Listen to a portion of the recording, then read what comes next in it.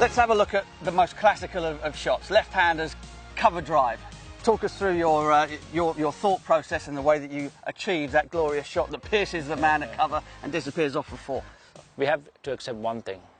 Attacking shots are, our cover drives are cuts. Yes, we might get out doing it. Always. Always. But the point is, if that's our strength, we have to be unafraid to try and execute them. So for me, my cover drive is my bread and butter. Whether it's a first ball of the match, or whether it's on a difficult wicket, or whether it's on a slow wicket, I don't care, as long as I know that it's in my area, the ball's pitched up, and I manage to control my bat swing and my body to it.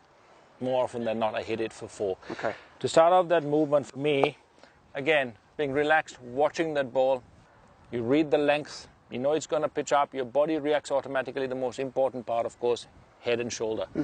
That starts off everything. That's the first thing that moves, isn't it? Because that's a mistake that people make with a cover drive. Absolutely. So whatever your initial, so my initial movement is slide back and across, got my wrists nicely cocked, but then when I see the ball's outside off stump, my head and shoulder start going towards the ball.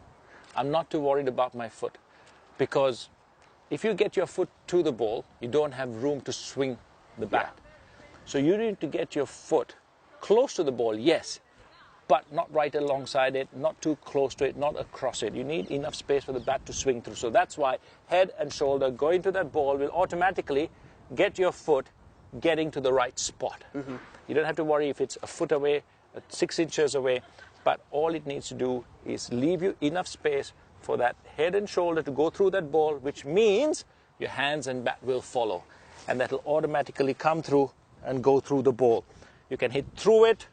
If the wicket's a bit tricky, you can actually hit a bit more stylish drive when the wicket is true. But make sure your knee is bent, your weight's over.